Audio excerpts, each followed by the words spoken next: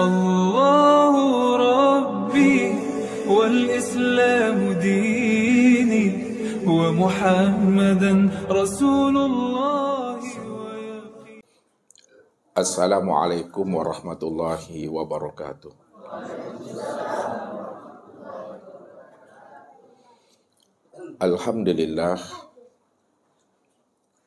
Alhamdulillahilladzi nawwara qulubana binuri ma'rifati wal yakin wa adkhilna ma'al awliya'i wassolihin.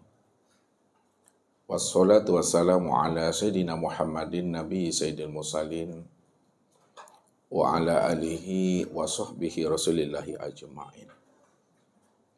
Faqala Allahu ta'ala bil Qur'anil Karim, a'udzu billahi minasyaitonir rajim, bismillahirrahmanirrahim. Sanurihim ayatina fil afaq wa fi anfusihim hatta yatabayyana lahum annahul haq. Wa fil abdi ayatul lil muqinin wa fi anfusikum afala tubsirun. Shadaqallahul azim. Bapak Ibu, saudara-saudaraku dan anak-anak kami Jamaah Tauhid Rabbani yang dirahmati Allah. Nilai suatu ibadah dan amal tidaklah diukur kepada besar atau kecilnya amal ibadah dan ketaatan yang kita kerjakan.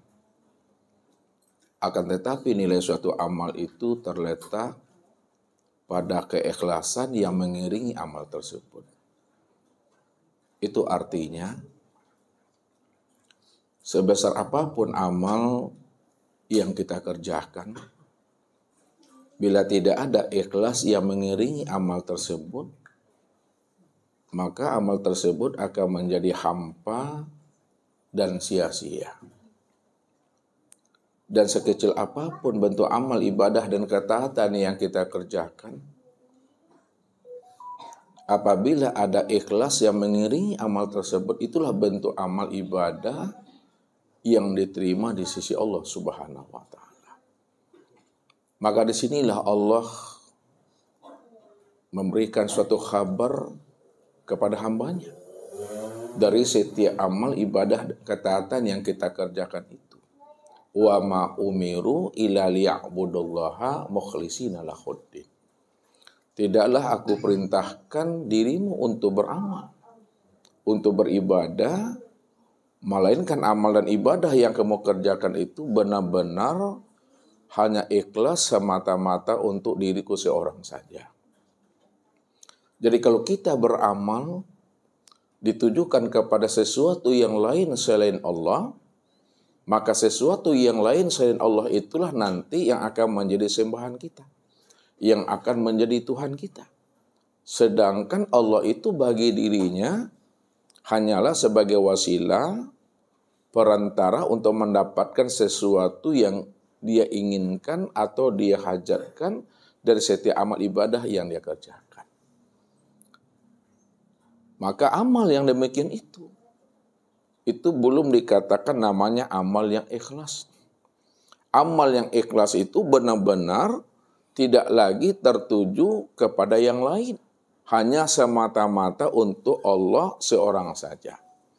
Inilah komitmen seorang hamba yang telah mampu mengenal akan rahasia dirinya, bahwa Allah itulah hakikat sekalian amal, Allah itulah hakikat segala sesuatu, dan Allah pula lah hakikat sekalian alam dan diri kita ini. Kalaulah Allah itu adalah hakikat sekalian alam, amal dan diri kita, maka tentunya semua hidup kita ini, ibadah yang kita kerjakan, amal yang kita perbuat, orientasinya itu adalah Allah. Tujuan akhirnya itu adalah Allah. Bukankah Allah mengatakan wa anna ila rabbikal muntaha? Sesungguhnya Allah itu, Rabbmu itu adalah akhir kesudahan daripada perjalanan hidupmu, akhir kesudahan amal. Itu tiada lain adalah Allah. Kalau Allah adalah akhir kesudahan hidup dan amal kita ini, maka disitulah komitmennya kita sebagai seorang mukmin yang telah mengenal akan Tuhannya, mengitikadkan dan menjazamkan ke dalam batinnya, mengucapkan inna sholati wa nusuki wa mahyaya wa mamati lillahi rabbil alamin. Sesungguhnya sholatku, ibadahku, hidup dan matiku hanya semata-mata hanya tertuju untuk Allah seorang saja. Jadi jangan sampai ibadah kita itu tertuju kepada yang lainnya. Tujukanlah kepada Allah itu. Kalau sudah ditujukan amal kita kepada Allah, itulah amal ibadah yang diterima. Itulah amal ibadah yang sah dalam pandangan Allah itu. Maka ini yang mesti kita ambil ilmu dan pemahamannya. Karena setiap kita ini akan berbeda-beda motivasi dari setiap amal yang dikerjakan tadi. Ustaz selalu katakan kepada Bapak Ibu dengan suatu kiasnya yang diungkapkan oleh orang-orang arifin dan arif billah. Kalau kita ingin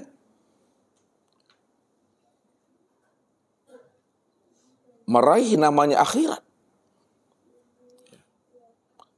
maka dunia itu pasti akan ikut. Tapi kalau kita meraih dunia, maka akhirat itu pasti akan luput. Nah, sekarang kita tingkatkan pemahaman kita. Siapa yang benar-benar ingin meraih Allah, ingin menuju Allah, Allah itu adalah orientasi hidupnya dari setiap ibadah dan ketaatan yang dia kerjakan. Dunia ikut, akhirat pun juga ikut. Kenapa dunia ikut, akhirat juga ikut? Karena Allah itulah sebenar-benarnya pemilik dunia dan pemilik akhirat. Allah itulah hakikat daripada dunia dan akhirat itu. Kalau Allah adalah hakikat dunia dan akhirat, pemilik dunia dan akhirat itu, maka siapa yang mendapatkan rahmat, ridhonya Allah, maka Allah akan beri kepada dirinya itu kemuliaan dunia dan kemuliaan akhirat itu. Karena Allah pemilik dunia dan akhirat. Kita tingkatkan lagi pemahaman kita. Siapa yang mendapatkan Allah? Siapa yang menuju Allah? Siapa yang meraih Allah? Tujuannya supaya dia dapat kemuliaan dunia dan kemuliaan akhirat. Maka kemuliaan dunia dan akhirat itulah yang akan menjadi Tuhannya. Dunia dan akhirat itulah yang akan menjadi sembahannya. Sedangkan Allah bagi dirinya hanyalah sebagai wasilah dan perantara untuk mendapatkan kemuliaan dunia dan akhirat. Ini yang disebut namanya batu licin, Bapak Ibu. Di mana letaknya batu licinnya itu? Karena dia beribadah tadi itu bukan orientasinya Tuhan. Kalaulah orientasinya Tuhan, di balik orientasi itu, di balik tujuannya itu, ada udang di balik bakwan. Ini yang diungkapkan. Dalam pandangan pemahaman tauhid, ada niat di dalam niat. Ini akan berbahaya. Karena Allah itu paham dan mengerti betul tentang rahasia yang tersimpan dan tersembunyi di dalam kalbu kita ini. Wallahu ya'lamu ma fi qulubikum. Allah mengetahui yang tersurat dan tersirat di dalam hati dan rahasia diri kita ini. Kalau Allah maha tahu dan maha mengerti apa yang tersurat dan tersirat dalam hati dan rahasia diri kita, maka ketika itulah sebenarnya hidup dan ibadah kita benar-benar tertuju hanya untuk Allah saja. Ilahi anta maqsudi wariduka matlubi. Wahai Rabbku, Engkau lah yang aku tuju dan ridhomu lah yang aku cari. Sehingga ibadah yang kita lakukan itu, dengan komitmen yang seperti itu, kita beribadah tidak ada lagi tawar-menawar dengan Allah. Jadi ibadah yang kita lakukan ini, betul-betul ibadah yang orientasinya hanya Allah. Tujuan akhirnya adalah Allah. Kalaulah ibadah kita itu orientasinya Allah, tujuan akhirnya adalah Allah, Itu artinya setiap ibadah dan ketaatan yang kita lakukan Bapak Ibu tidak ada lagi tawar-menawar. Tidak ada lagi bernegosiasi dengan Allah. Atau mengalas dengan Tuhan. Mengalas saya tahu. Mengalas. Apalagi melakukan intervensi dengan Tuhan. Intervensi itu apa maksudnya itu Pak Ridho? Cop. Iya, intervensi. Bukan mendikte. Nah. Jangan kita beribadah itu melakukan intervensi, mendikte Tuhan. Mesti Allah yang mengikuti keinginan maunya kita. Kalau Allah yang mesti mengikuti maunya kita Bapak Ibu, coba kita berpikir secara rasional dan normal. Siapa yang menjadi Tuhan dan siapa yang akan menjadi hamba lagi? Apakah Allah itu kita jadikan sebagai Rabb kita supaya dia bisa menjadi budak kita? Tuhan itu mesti melayani nafsu kita. Kalau kita jadikan Allah sebagai Rabb kita untuk menjadi pelayan nafsu kita, budak kita. Ini berbahaya Bapak Ibu. Jadi Tuhan aja lah kita lagi. Hah? Kalau kita ingin ngatur-ngatur Tuhan. Makanya kita mesti paham dan mengerti. Jangan kita mengaku hamba Allah, abdi Allah. Batin kita menjadi hamba nafsu dan hamba dunia. Yukhadi'una Allah wallazina amanu wa ma yahda'una ila anfusahum wa ma yasurun. Mereka ingin menipu dan membohongi Allah. Dan orang-orang yang beriman, orang-orang yang kasar. Padahal kata Allah, mereka sudah tertipu dengan nafsu mereka sendiri. Dan mereka tidak memahami dan tidak menyadarinya kata Tuhan. Inilah orang yang takicu di nantarang Bapak Ibu. Orang yang takicu di nantarang kece Tuhan. Wahum yahsabuna annahum yahsinuna sun'a. Mereka mengira dan menyangka mereka telah melakukan amal yang terbaik di hadapan Allah. Padahal mereka tidak sadar. Mereka sudah tertipu dengan amal dan nafsu mereka sendiri. Maka orang-orang yang tertipu dengan nafsunya, dengan amalnya, di akhirat nanti kata Allah. Taubanya mereka memikul peti yang besar di pundaknya. Dia mengira dan menyangka di dalam peti itu sudah terhimpun dan terkumpulnya seluruh amal-amalnya. Amal sholatnya, amal puasanya, amal zakatnya, amal hajinya, amal-amal yang lain. Tapi ketika dibuka peti amal itu, dilihatnya rupanya debu semuanya. Hapus. Sirna Bapak Ibu. Ini orang yang tertipu.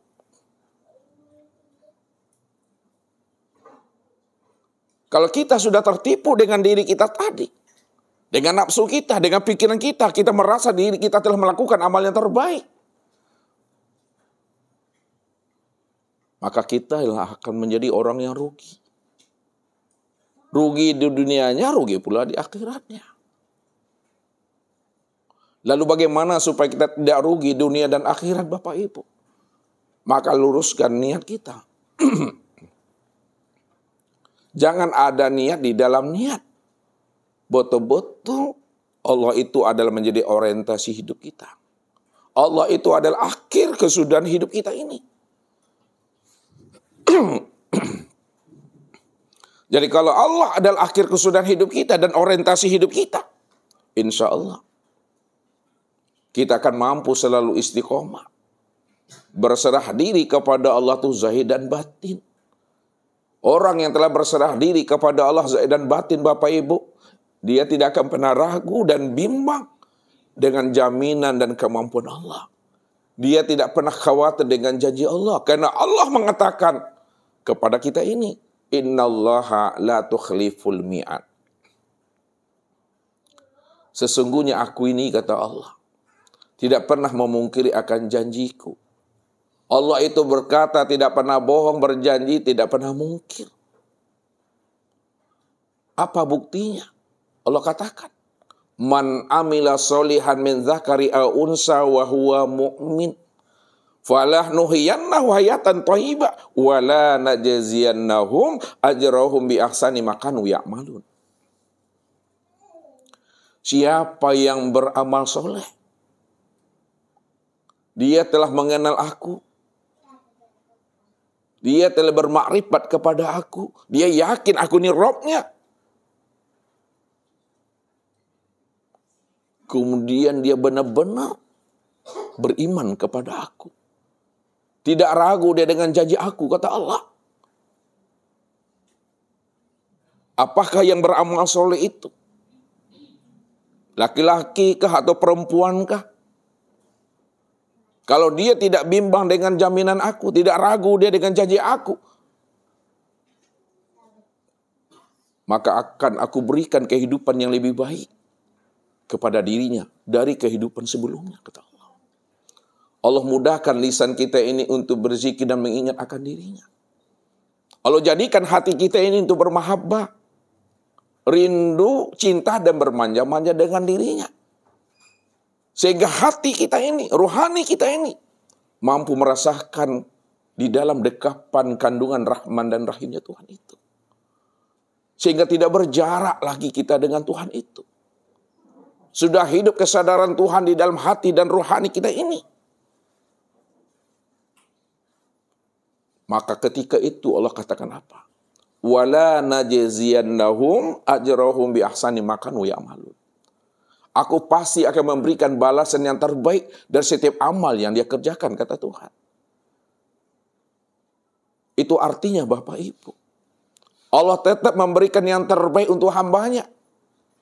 Walaupun hamba itu ada amalnya yang cacat, ada amalnya yang kurang, ada amalnya yang cacat. Dan setiap amal yang dia kerjakan. Namun karena aku Rahman dan Rahim, cinta dan kasih sayang aku melebihi cinta dan kasih sayangnya dia terhadap dirinya. Walaupun amalnya tidak cukup untuk masuk ke dalam rahmat surga aku, kata Allah, maka aku masukkan juga dia ke dalam surga aku itu. Aku masukkan juga dia di dalam jannahku. Itu karena rahmat, cinta, dan kasih sayang aku kepada dirinya. Berarti kita masuk surga itu bukanlah karena amal kita, Bapak Ibu.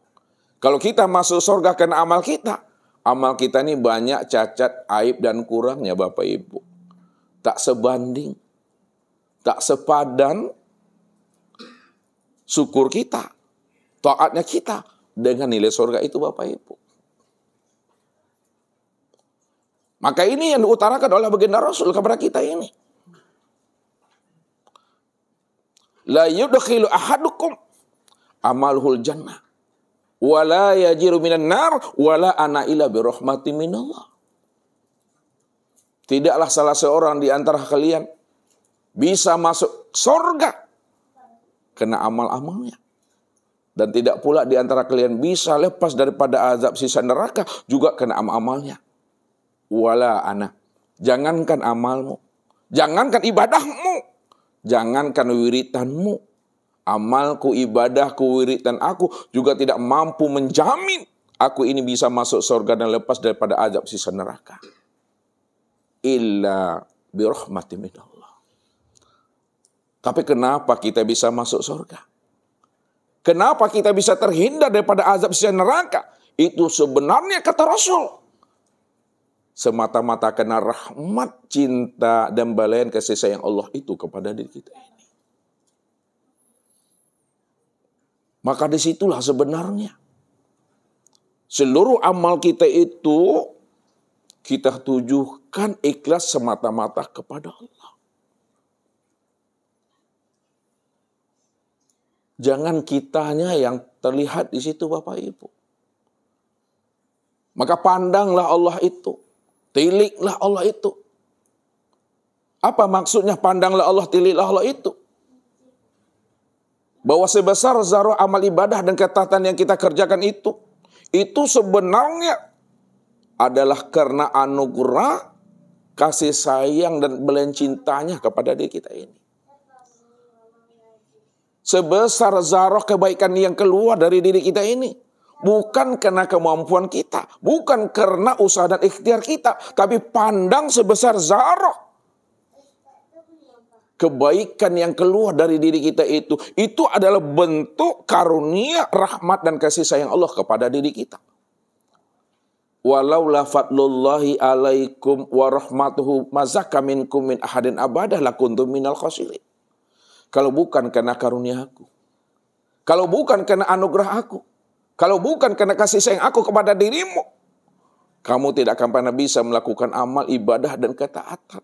Tidak bisa kamu mendirikan sholat, menunaikan berpuasa, mengeluarkan zakat, dan berhaji, serta melakukan amal-amal yang sunnah lainnya. Tapi kenapa kamu bisa beribadah dan beramal? Itu karena karunia dan rahmat aku kepada dirimu, kata Allah. Kalau bukan karena rahmatku, kamu akan rugi selama-lamanya. Ini artinya apa, Bapak Ibu? Kalau sudah terpandang karunia dan rahmat Allah pada diri kita ini, sehingga dengan rahmat Allah itu kita mampu beramal, kita mampu beribadah, maka tidak ada yang mesti kita sombongkan dari setiap amal ibadah yang kita kerjakan. Apa yang mesti disombongkan? Apa yang mesti diriakan? Apa yang mesti dibanding-bandingkan amal kita dengan amal sahabat kita? Bukankah sebesar zarah kebaikan yang keluar dari diri kita itu adalah bentuk karunia dan kasih sayang Allah? Apatah lagi kalau kita tawar-menawar dengan Tuhan. Apatah lagi kita ini bernegosiasi dengan Tuhan. Apatah lagi kita ini mengintervensi Tuhan. Padahal diri kita ini di hadapan Allah. La haula wa la quwata illa billah. Sebesar zarah tidak ada kudratmu. Tidak ada iradatmu yang kuasa dan berkehendak di dalam amal itu. Itu nyatanya kudrat dan iradat aku, kata Allah. Kalaulah nyatanya kudrat dan iradat aku pada dirimu yang berlaku di situ, maka sangat-sangat tidak pantas kamu menuntut aku, kata Tuhan. Sangat tidak pantas kalau kita menjengkel-jengkel Tuhan. Tidak layak. Allah kita jadikan sebagai budak awan nafsu dan pelayan daripada keegoan diri kita ini. Karena Tuhan itu bukan budak. Tuhan itu bukanlah pelayan daripada kita ini. Bagaimanapun banyaknya amal ibadah kita, taat pun kita, rajin pun kita. Walaupun kita dikatakan orang masjid, orang musola, orang langgar, orang surau, rajin pun kita dan beramal dan beribadah. Ingat Bapak Ibu, Allah tak pernah butuh dengan amal-amal kita. Allah tak pernah bersandar dan bergantung dengan amal ibadah dan ketaatan kita, dengan kerajinan kita. Dipuji pun tidak bertambah kebesaran pujian diriku. Tak pun aku dipuji, aku tak pernah hina. Dibesarkan pun aku tidak akan pernah besar. Dan aku tidak pernah kecil, kalaupun tidak dibesarkan. Karena aku Allah. Aku besar dengan sendirinya, aku terpuji dengan sendirinya. Aku dah Allah, innani anallah, la ilaha illa ana. Aku ni Allah. Aku ni maha di atas segala-galanya. Maha suci, maha terpuji, maha besar. Maka besar dan terpujinya aku bukan karena pujianmu, bukan karena sanjunganmu, bukan karena ibadah dan ketaatan kamu. Aku tidak pernah bersandar dengan amal-amalmu.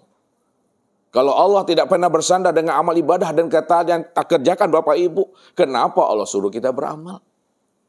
Kenapa Allah suruh kita ini beribadah? Aku suruh kamu beramal dan beribadah, bukan karena ada kepentingan aku di dalam itu.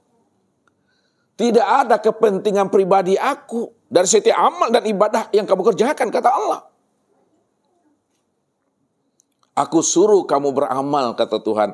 Sebenar-benarnya, kata Allah, aku ingin tahu sejauh mana kepatuhan dan keimanan kamu kepada aku. Setelah kamu mengatakan, anta Rabbi wa ana abduka.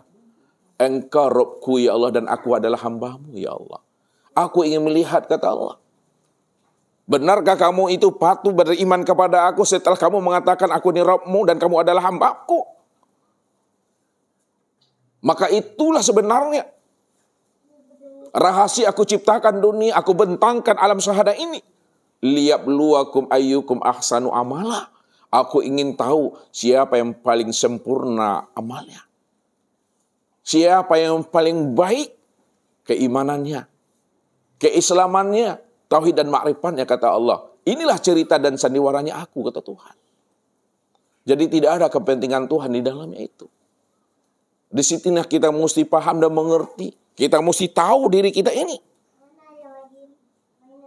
Supaya kita beribadah kepada Allah. Tidak lagi menggalas, menuntut-nuntut Tuhan, bernegosiasi, atau melakukan introspeksi dengan Tuhan. Untuk lebih jelasnya Bapak Ibu, tentang kedalaman keikhlasan kita beribadah kepada Allah, di mana makom kita dan beribadah, maka tunggulah pesan-pesan berikut ini. Jadi Bapak Ibu yang dirahmati Allah, kita lihat ya tentang keikhlasan kita dalam beramal dan beribadah itu. Apakah ibadah kita ini sudah benar-benar untuk Allah? Atau kita beramal itu karena ada kepentingan kita, ada maunya? Ya, orang kalau beribadah itu karena ada maunya, Bapak Ibu, mati-matian beramal tuh, ya. Lupa saja berzikir dia merasa berdosa dia itu, ya. Nanti seret namanya, seketik rasa kita apa nama tuh, serat, itu bahasa apa tuh? Pokok sanginnya rasa kita. Sanginnya rasa kita. Karena Allah katakan wa may yattaqillaha yaj'al makhraja wa yarzuqhu min haitsu la yahtasib. Barang siapa yang benar-benar bertakwa kepada Allah, jinak hatinya kepada Tuhannya, yaj'al makhraja. Aku bukakan jalan keluar bagi dirinya kalau dia ada problem dan ada masalah, wa yarzuqhu min haitsu la yahtasib. Dan aku berikan dia rezeki dari jalan yang tidak diduga-duga. Makanya kalau dia itu lupa, dia berzikir, ya, sesaat, takut dia rezekinya apa tadi? Seret, sekete, nggak bisa lidah Ustaz menyambut itu dah. Sande, takut dia itu. Berarti ada maunya dan beribadah, ya. Bukan Ustaz melarang Bapak Ibu berzikir ya. Jangan salah paham dengan Ustaz nanti ini. Ya, jadi kita beribadah, kita beramal itu bukan untuk bernegosiasi, berdagang dengan Tuhan. Bukan karena ada maunya. Tapi benar-benar ilahi anta maksudi waridoka matlubi. Maka kuncinya itu di hati ini sebenarnya. Ya, di hati ini letaknya. Makanya Rasul katakan apa? Innamal a'malu binniyat.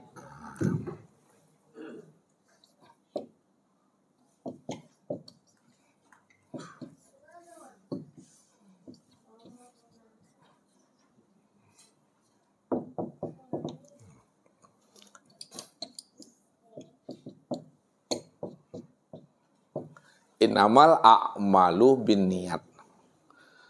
Ya, sesungguhnya amal itu tergantung pada niatnya. Jadi niat itu akan memberikan corak dan warna dari setiap amal ibadah dan ketaatan yang kita kerjakan. Pertanyaannya Bapak Ibu, sama ibu-ibu dulu. Kalau nggak dapat ibu-ibu dilemparkan pada Bapak.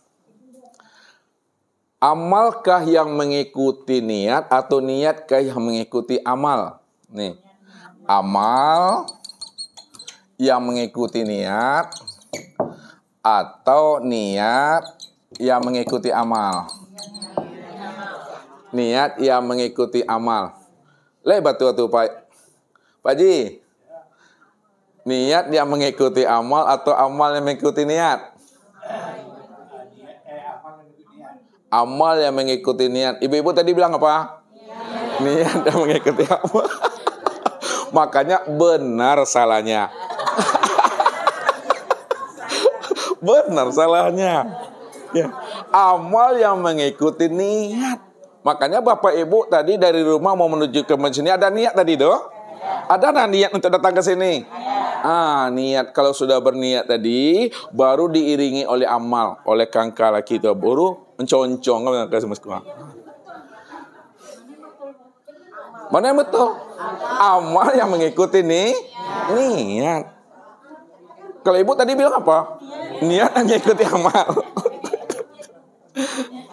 Ya. Hah?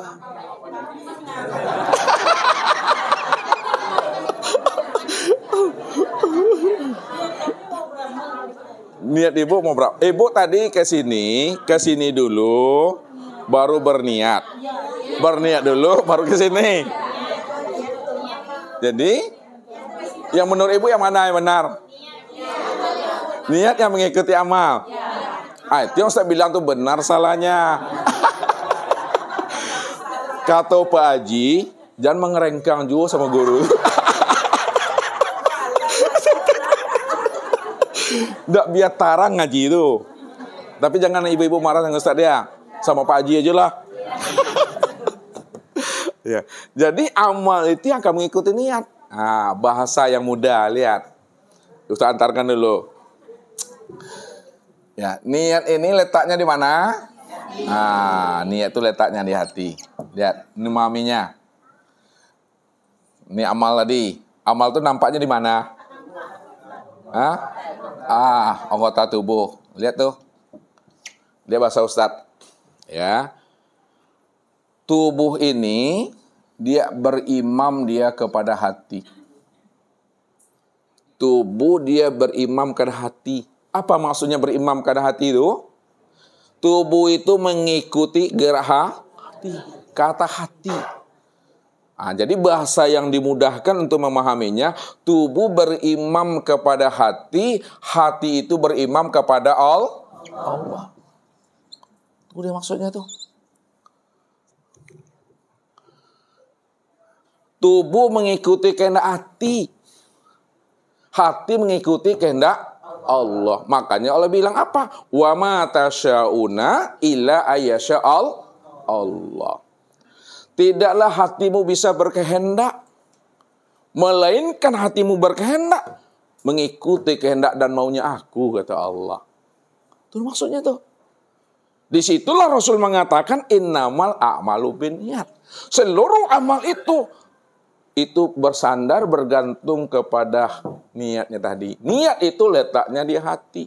Kalaulah niat itu letaknya di hati, mahyan niat. Apa yang dikatakan niat itu? Apa yang dikatakan niat, Pak Ridho? Halo? Apa yang disebut niat? Ini Pak Ridhonya nih. Pak Haji Zinuddin. Apa yang terlintas dalam hati, makhataro bibalika. Jadi yang dikatakan niat itu apa yang terlintas, apa yang terbetik, apa yang mencurat dari dalam hati itu yang niat. Maka niat itu la sautun wala harfun. Niat itu tidak ada kata dan suara. Makanya kata hati tidaklah bersuara. Kata hati tidak bersuara. Walaupun disebut kata hati, namun kata hati itu hakikatnya la sautun wala harfun. Jadi, ya, niat itu makomnya, niat itu letaknya itu di dalam hati. Kalaulah niat itu makom dan letaknya di dalam hati, maka yang dikatakan niat itu makhotaro bibalika. Apa yang terlintas, apa yang terbetik di dalam hatimu, itulah niat. Jadi tidak diucapkan, tidak dilafazkan. Jadi jangan aneh dan heran Bapak Ibu melihat ada orang pergi mau sholat ke masjid, ya, sampai di masjid, Allahu Akbar. Itu tidak dilafazkannya. Kenapa? Karena memang dari rumah dia itu berwudu untuk mendirikan ibadah sholat maghrib ke isya kah. Apa sampai di sana? Langsung tuh. Dan jangan pula Bapak Ibu heran kalau ada orang sholat lalu dia bersenamiang dulu tagaknya. Batani-tani bahasa Australia atau batani-tani. Diraso-rasoi badan, diraso-rasoi diriku, dihadirkan dulu hati itu kepada Allah. Bahasa ibu kita tadi itu, dirasakannya kehadiran Allah itu sudah benar-benar terlihat nyata dalam pandangan hati ini. Baru di situ dijazamkannya usolli. Boleh itu. Makanya berikhtiar dalam beragama itu lebih baik daripada bapak ibu togopo-kopo pe masaji, kadang lu sampai ke masaji lah tajalapak nyawa. Sakit nak bararo, malu itu nak tahan. Sampai ke masaji itu atur napas itu diatur dulu, udah paham, udah tenang, baru usolli. Itu. Jangan kopo-kopo tuh, Allah Akbar, sing-sing iko tajalapak abe ko. Sakit nak bararo, malu itu ko. Oke ko. Allahu Akbar. Maka mana yang lebih baik bapak ibu gini-gini ini atau gini dulu? Tenang dulu, berikhtiar. Itu kata Imam Asy-Syafi'i rahimahullah. Kita beribadah mencari yang terbaik. Mencari yang aman, nyaman, yang tenang. Jangan terburu-buru. Ya. Jadi niat itu makhatara bibalika. Kalaulah niat itu betul-betul lintasan hati yang terbetik dalam hati, maka disitulah letaknya kita tahu ibadah kita ini. Apakah ibadah kita ini benar-benar untuk Allah atau beribadah itu karena ada maunya dengan Allah itu. Maka zahirlah namanya yang disebut dengan ikhlas itu. Lihat ikhlas. Ini makom ikhlas Bapak Ibu. Ya, makom ikhlas itu letaknya di hati ini tadi itu. Kita beribadah itu kena maunya dengan Allah atau tidak? Kena kepentingan pribadi atau tidak? Kita lihat. Ikhlas.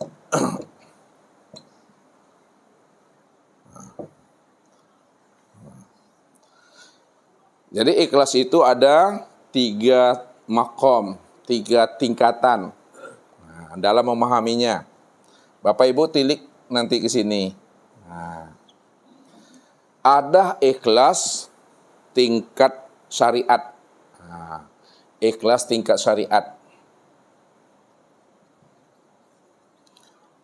Tingkat syariat itu tingkat ilmu fikih.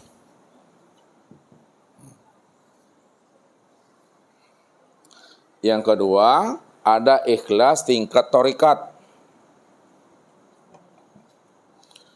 Itu tingkat ilmu tasawuf.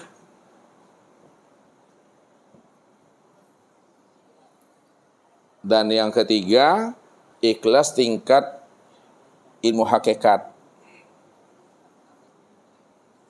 Itu ilmu tauhid. Jadi ikhlas tingkatnya orang syariat, orang tarekat, dan orang hakikat itu akan berbeda-beda Bapak Ibu. Cara memahaminya. Kita di mana makom kita sekarang ini? Apakah ikhlasnya kita itu di tingkat pemahaman syariat fikih, atau di tarekat tasawufnya, atau di dalam ilmu hakikat tauhidnya? Kita center satu-satu. Kita lihat ikhlasnya tingkat syariat fikih. Orang syariat fikih, kalau dia beribadah, dia beramal, dia senantiasa melakukan sebuah tuntutan. Ini dia. Tuntutan kepada Tuhannya. Atau dia beramal itu melakukan namanya negosiasi. Atau melakukan tawar-menawar. Atau menggalas. Mencari untung dan labo. Atau dia melakukan intervensi dengan Tuhannya. Karena dia yakin dan percaya apa yang Allah janjikan kepada dirinya, pasti Allah akan berikan. Iyyaka na'budu wa iyyaka nasta'in. Apa artinya itu ibu-ibu? Kepada Engkau ya Allah kami menyembah, dan kepada Engkau ya Allah kami minta tolong. Situ ada hak dan ada kewajiban itu. Tunaikan dulu kewajiban kita. Puji Allah itu, rayu Allah itu, godah Allah itu, patuh kepada Allah itu. Setelah kita puji Allah, patuh kita kepada Allah. Baru dia menyasak-nyasak Tuhan di situ. Tahu menyasak-nyasak Tuhan? Kalau nak tahu ba'ala tuh ya. Apa tuh artinya tuh Pak Di menyasak-nyasak Tuhan? Iya, mendesak. Mendesak. Ya, pokoknya setelah ditunaikan kewajibannya, itu tugas dan kewajiban Tuhan mesti memenuhi janjinya. Kalau tidak, ditunjuk kidanya Tuhan tuh. Awas engkau ya Allah, saya nggak mau lagi berdoa. Mau saya berzikir lagi. Dan saya mau lagi sholat. Batulah kata dia itu cenggelat Tuhan tuh. Cenggelat nggak tahu tuh? Pak Disa tahu cenggelat? Tahu cenggelat itu apa tuh bahasa Malaysianya itu? Pasti nggak tahu juga tuh doh. Apa itu benda cenggelat itu apa bahasa Malaysianya tuh? Menipu Tuhan. Iya menipu. Dia. Itu kalau dia sudah mengatakan Tuhan tuh cenggelat, maksudnya pas menipu itu nggak pas loh. Yang pas tuh cenggelat. Ya, Allah itu tidak dipercayainya lagi gitu. Ya pokoknya Allah itu tak tepat janji lah. Malas dia itu berzikir, malas berdoa, malas beribadah itu. Ya. Makanya orang-orang yang seperti ini selalu dia itu beribadah itu mencari laba, mencari untung. Ini yang Ustaz katakan ada niat, di dalam niat ada udang di balik bakwan. Bukan di balik batu saja, di balik bakwan. Ya. Ini orang yang senantiasa menjadikan Allah itu sebagai budak hawa nafsunya. Kalau kita ingin menjadikan Allah sebagai budak hawa nafsu kita, maka apa kata Ustaz tadi? Siapa yang menjadi Tuhan lagi dan siapa yang akan menjadi hamba? Ini yang mesti disadari. Jangan sekali-kali Allah itu kita jadikan budak pelayan hawa nafsu kita. Ya. Benar-benar Allah itu kita jadikan Rabb kita.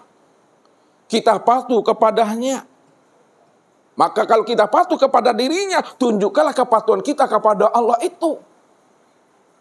Ikhlas semata-mata karena dirinya, bukan karena yang lain itu. Ini yang Allah katakan, wa ma umiru illa liya'budullaha mukhlishina lahuddin. Tidaklah aku perintahkan kamu untuk beribadah kepada aku, melainkan ibadah yang benar-benar ikhlas. Itu artinya Bapak Ibu, beribadah itu jangan tergiur karena pahalanya. Beribadah itu jangan tergiur karena surganya. Beribadah itu jangan takut karena nerakanya. Beribadah itu jangan takut karena azab dan siksanya.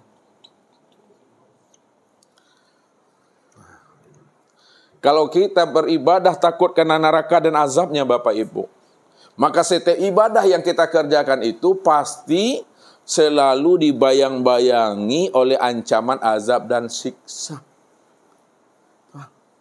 Kalau kita beribadah karena takut masuk neraka dan azab siksanya, dipastikan orang demikian setiap beribadah dibayang-bayangi, dihantui oleh perasaan siksa dan neraka itu. Disitulah rahasianya. Ibadah itu benar-benar ditujukan semata-mata karena Allah. Jangan karena ada maunya, kata Ustaz. Kalau ada maunya, pasti kita akan tawar-menawar dengan Tuhan di situ. Disinilah Rasulullah itu menjelaskan kepada kita, supaya kita mampu mengambil iktibar dan pelajarannya yang terdalam apa yang Rasul maksudkan kepada umat ini. Apa kata beliau? Laulan naru masajada lillahi sajidun.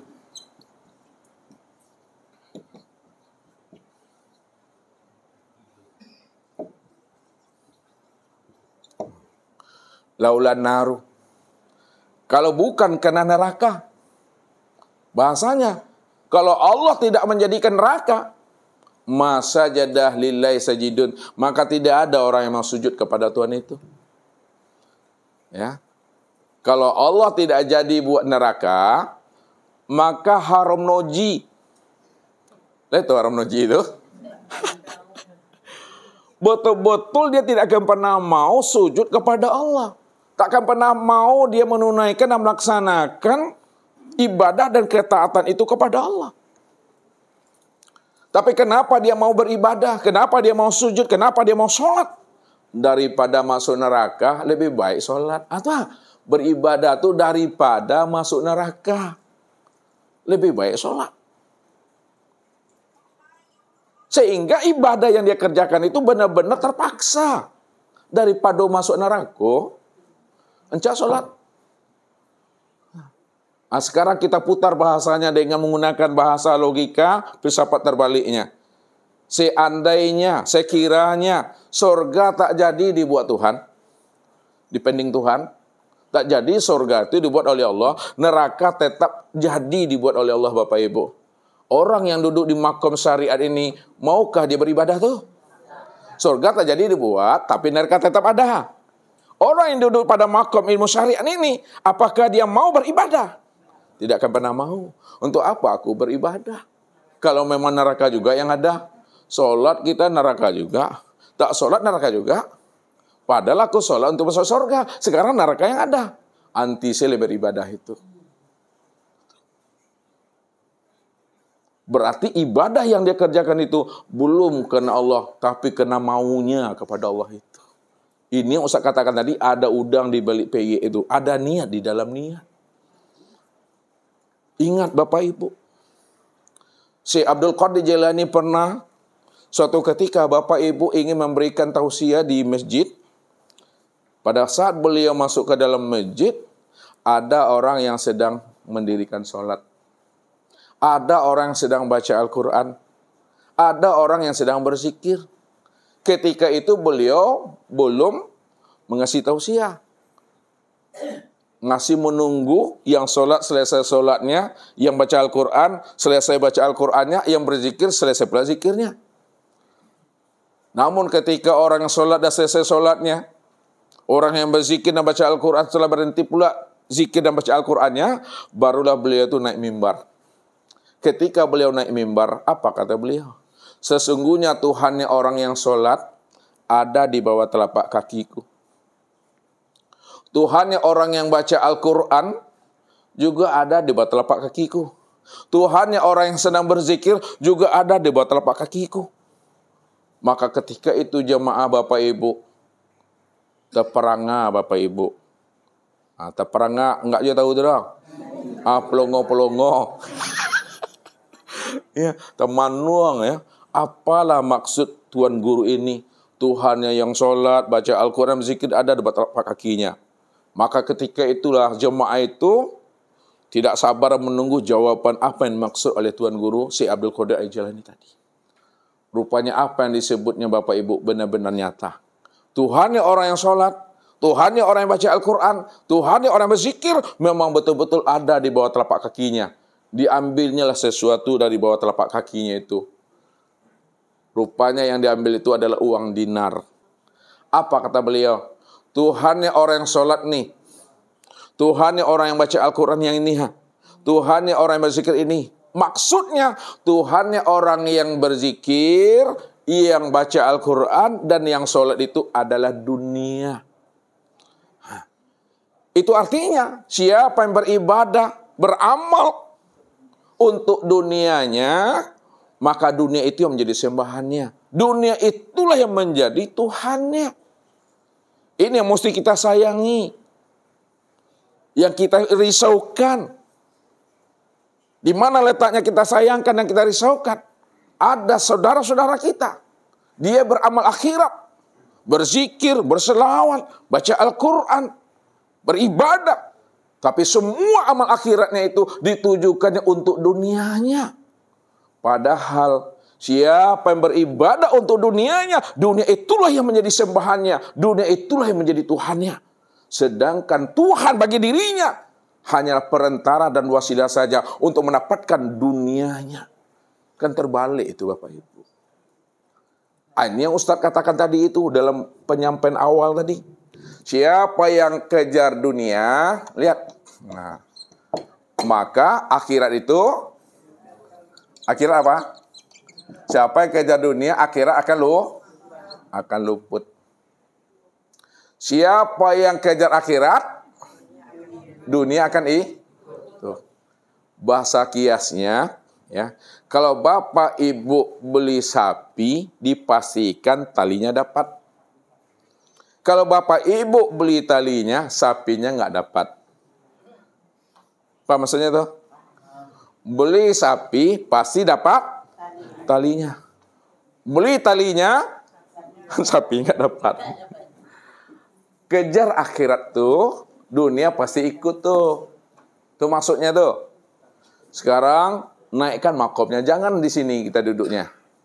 Nah, lihat. Dapatkan Allah. Nah, dapatkan Allah, tuju Allah. Siapa yang telah mendapatkan Allah, menuju Allah, pasti Allah beri dia namanya kemuliaan dunianya, dan Allah beri juga dia kemuliaan akhiratnya. Kenapa? Tuju Allah dapat dunia dan dapat akhirat. Karena Allah itulah pemilik dunia dan akhirat. Naik lagi ke atas pemahamannya Bapak Ibu. Ya. Kalau sudah naik ke atasnya, hati-hati kita. Ini makom batu licin namanya nih. Ya. Siapa yang dapatkan Allah? Nah, lihat nih. Siapa yang dapatkan Allah, yang ditujunya Allah? Tujuannya adalah untuk dunianya dan akhiratnya, maka dunia dan akhirat inilah yang menjadi sembahannya. Sedangkan Allah perantara saja bagi dirinya untuk mendapatkan dunia dan akhirat itu. Itu batu licin tuh. Maka beribadah itu jangan ada niat di dalam niat. Luruskanlah niat dan itikad kita itu kepada Allah. Jangan kena ada maunya. Ini yang Ustaz maksudkan tadi itu. Sayang kita. Ada saudara kita, dia beramal akhirat. Sholat dia, berpuasa dia, baca Al-Quran dia, berzikir dia. Tapi seluruh amal akhiratnya itu ditujukannya untuk dunianya. Ketika dia menunjukkan untuk dunianya, maka seluruh tujuannya itu yang menjadi Tuhannya itu yang sebenarnya. Allah hanyalah budak saja bagi dirinya untuk mendapatkan tujuannya itu. Jadi beribadah itu tak ada mencari-cari yang lain lagi. Beribadah itu menunjukkan bukti keimanan kepatuhan kita kepada Allah. Disinilah kita ambil iktibar Bapak Ibu dan pelajaran. Rabiatul Al-Adawiyah. Jadi Rabiatul Al-Adawiyah itu Bapak Ibu. Suatu ketika dia berjalan di tengah pasar pada siang angin melangkang namanya. Nah, siang angin melangkang lah tahu Bunda tahu tuh. Enggak tahu ya. Siang bolong, tahu siang bolong? Rabiatul Adawiyah itu pada siang menyengat. Tengah hari itu bahasa yang tepat tuh, tengah hari, bukan siang angin melangkang. Tengah hari, lewatlah di tengah pasar, dia dibawanya obor di tangan kirinya, kemudian seember air di tangan kanannya. Lalu apa kata orang-orang di pasar itu? Wahai Rabiah, apa yang kau bawa wahai Rabiah? Aku bawa di tangan kananku nih seember air, dan di tangan kiriku nih sebuah obor. Untuk apa engkau bawa itu wahai Rabiah? Nah, apa kata beliau? Seember air yang aku bawa ini, aku ingin memadamkan api neraka. Supaya orang beribadah tidak lagi takut kena ancaman azab dan siksa neraka. Makanya aku padamkan. Ini bahasa hati Bapak Ibu. Ya, jangan bahasa akal. Kalau bahasa akal, gilu mah. Ini bahasa hati, bahasa rasa tuh. Bahasa kolbu. Jadi aku bawa seember air ini. Aku sebenarnya ingin memadamkan api neraka. Supaya manusia yang beribadah itu bukan lagi kena takut, kena ancam azab siksa neraka. Makanya aku akan padamkan. Obor di tangan kiriku ini. Sebenarnya aku bawa. Aku ingin membakar surga. Supaya orang beribadah itu tidak lagi karena harap surga. Makanya aku bakar surga itu. Apa tujuannya? Apa maksudnya itu? Yang disampaikan oleh Rabiatul Al-Adawiyah. Ingin memadamkan api neraka dan ingin membakar surga. Tujuannya supaya manusia itu beribadah benar-benar ikhlas, murni, hanya semata-mata kepada Allah. supaya dia tidak menjadikan surga dan neraka itu sebagai Tuhannya, sebagai sembahannya. Itulah penyempurnaan penyerahan diri kepada Allah itu secara totalitas. Makanya Allah katakan, fa iza azamta fatawakkal 'ala Allah wa may yatawakkal 'ala Allah fa huwa hasbuh. Siapa yang azamnya telah mantap, telah sempurna, tidak ragu dia dengan jaminan aku, tidak bimbang dia dengan kemampuan aku, tidak khawatir dia dengan janji-janji aku, kata Allah. Fatawakkal 'ala Allah. Maka serahkanlah dirimu bulat-bulat kepada aku. Buliknya bisa digolongkan, picaklah bisa dilayangkan. Yakin kamu, kata Allah, bahwa hasbu, aku yang jamin hasil dari seluruh amal ibadahmu, hasil akhirmu dari setiap ibadah dan ketaatan yang kamu lakukan, biar aku yang menyempurnakannya, biar aku yang jamin, kata Allah. Kalau Allah sudah menyampaikan dengan bahasa yang tegas, Bapak Ibu, ragu juga kita lagi itu. Artinya payah tuh Bapak Ibu ditangkap ragu namanya, yakin lah percaya tidak nama musyawa tuh. Ya? Yakin lah percaya tidak. Apa kami aja lah Bapak Ibu tuh. Kan rabab yang kamu nyampel itu mah. Ragu juga kita itu. Kalau kita ragu dengan Allah, dengan siapa mesti kita yakin dan percaya lagi itu? Apakah ada Allah yang lain lagi selain daripada dirinya? Hah? Jadi kalau kita ragu dengan Allah, dengan siapa kita mesti mantap kayak kenal lagi ini? Ini mesti dipahami itu. Berbalik pertanyaannya. Tapi kalau kita sudah yakin dengan Allah, jangan kita bimbang dan ragu. Allah katakan apa? Fama ya'mal misqala dzarratin khairan yarah. Sebesar apapun macam bentuk jenis amal yang kamu kerjakan, aku perlihatkan hasilnya. Aku balas, kata Tuhan. Dan sekecil apapun pula kejahatan yang kamu kerjakan, juga aku perlihatkan juga, kata Allah. Jadi Allah tidak pernah menzolimi kita. Allah tidak pernah berbuat aniaya kepada kita. Itulah balasan Allah yang seadil-adilnya. Allah tetap akan memberikan balasan yang terbaik dari setiap amal yang kita kerjakan. Dan juga Allah memberikan balasan yang sangat pedih bagi setiap dosa dan maksiat yang diperbuatnya. Itu janji Allah, Bapak Ibu. Maka beramal itu jangan tawar-menawar dan jangan bernegosiasi dengan Tuhan. Itu artinya apa, Bapak Ibu? Kalau Allah tidak menjanjikan surga bagi diri kita, Allah tidak menjanjikan pahala bagi diri kita, Allah tidak membalas setiap amal yang kita lakukan, apakah tidak pantas dan tidak layak Allah itu kita jadikan sebagai Rabb kita? Apakah tidak pantas Allah itu kita jadikan sebagai sembahan kita? Apakah tidak pantas Allah itu kita jadikan sebagai Tuhan kita? Jawabannya tetap pantas dan layak. Allah itu adalah Rabb kita. Allah itu kita puja dan kita puji, walaupun Allah tidak menjanjikan sesuatu apapun kepada diri kita. Karena kita beriman kepada Allah, menunjukkan kepatuhan saja kepada dirinya. Karena dia adalah Rabb kita dan kita adalah hambanya. Itu yang mesti dipahami. Ya. Jangan kita itu berdagang dengan Tuhan, kalau amal kita itu benar-benar diterima Tuhan. Tapi bagi orang yang duduk di makom syariat tadi, begitu pula sukanya Bapak Ibu. Ya, hari Senin, ini zikirnya, ini hikmahnya. Hari Selasa, ini zikirnya, ini pula faedahnya. Hari Rabu, hari Kamis, hari Jumat, hari Sabtu, ini zikirnya, ini hikmahnya. Jalan mendatar, ini zikirnya. Jalan menurun, ini zikirnya. Jalan mendaki, ini zikirnya. Tidak mendatar, tidak menurun, tidak berzikir lagi. Jadi semuanya itu dikait-kaitkannya dengan fadilah, dengan hikmah. Kan itu. Ini yang payah ya Bapak Ibu tuh. Masih ada nafsunya tuh. Nah, itu yang tertanam di dalam otaknya. Sifat rentenir lah. Tuh berbahaya dengan Tuhan tuh. Nah.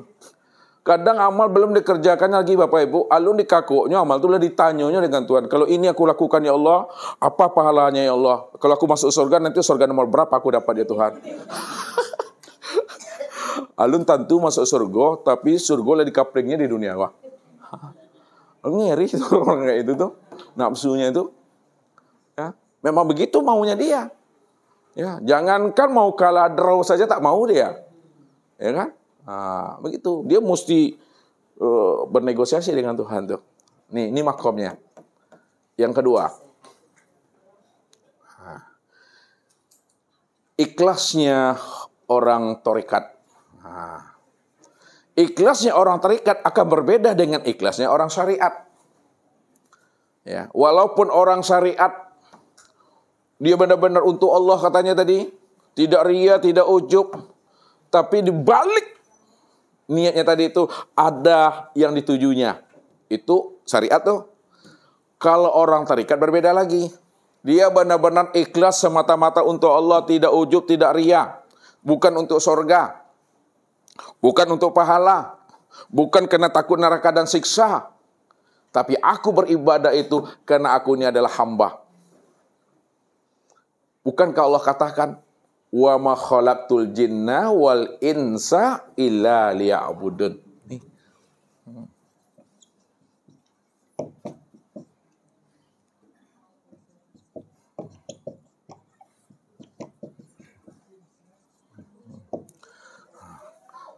Tidaklah aku ciptakan jin dan manusia itu melainkan untuk beribadah, untuk mengabdi. Jadi seluruh ibadah dan ketaatan yang lakukan itu benar-benar dirinya itu adalah sebagai seorang hamba.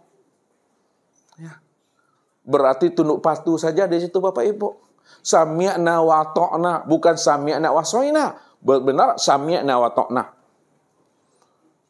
Hidupnya mengalir aja Bapak Ibu seperti air. Ya. Itu ikhlasnya. Kalaulah dia beribadah karena sami'na wa ta'na, karena keimanan kepatuhan dirinya kepada Allah, maka ibadah yang dia kerjakan itu Bapak Ibu, itu yang akan menghasilkan namanya rindu. Rasa cinta, rasa bermahabbah, bermanja-manja dengan Tuhan. Baru hidupnya rasa mahabbah, rindu dan bermanja-manja dengan Allah. Ketika hati itu sudah hadir kepada Allah itu. Anta Rabbi wa ana abduka. Engkau Rabbku ya Allah. Aku adalah hambamu ya Allah. Maka sepanjang hayat di kandung badan, dia tetap selalu istiqomah berjalan di atas jalan hidayah dan petunjuk Allah. Dilaksanakan itu semua. Namun dia tetap mengakui, aku ini adalah hamba. Itu ikhlasnya. Kalau dibahasakan syiriknya Bapak Ibu, masih adakah syiriknya di situ? Ini kita lihat nih. Kalau di syariat nih, kalau kita sebut syirik, syiriknya ini nih, syirik tulen nih. 100% nih. Syirik tulen. Kalau di tarekat masih ada syiriknya tipis. 0,5% syiriknya. Apa maksudnya 0,5% syiriknya itu? Masih ada keakuan dirinya sebagai hamba di situ. Ya, aku melaksanakan perintahmu ya Allah, karena aku ini adalah hambamu ya Allah. Makanya aku tunduk patuh kepadamu ya Allah. Masih ada keakuan dirinya di situ. Kalau masih ada keakuan diri di situ, masih merasa dirinya yang beramal, masih merasa dirinya beribadah. Inilah pesan Rasul kepada kita ini. Man sholat sholatan falam ta'murhu bil ma'ruf walam tanhahu anil fahsya'i wal munkar lam yazdad biha minallah illa bu'da. Barang siapa yang sholat, siapa yang beribadah,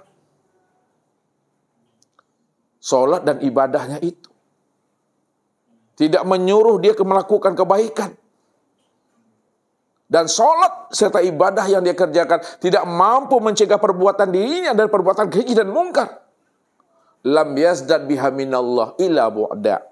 Maka ibadah yang dia kerjakan itu, sholat yang dia perbuat itu, bukan bertambah dekat dirinya dengan Allah, bahkan bertambah jauh.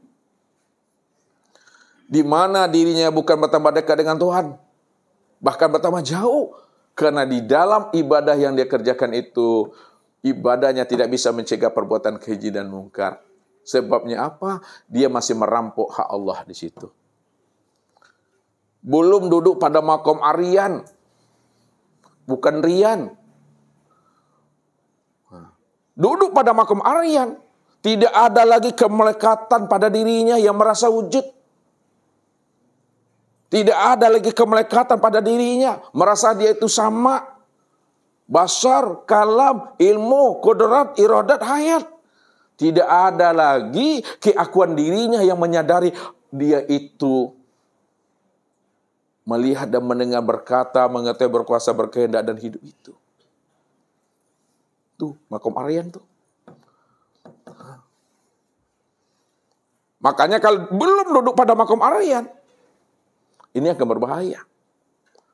Maka ibadah yang dia kerjakan itu pasti akan ada merampok hak Allah di situ. Mencuri di dalam sholat itu yang maksud oleh Rasulullah itu. Apa kata Nabi? Seburuk-buruknya orang yang mencuri. Nah, rupanya mencuri itu ada yang paling buruk kali Bapak Ibu. Mencuri itu kan ada buruk juga tuh. Tapi ada lagi, seburuk-buruknya orang mencuri adalah orang yang mencuri di dalam sholatnya.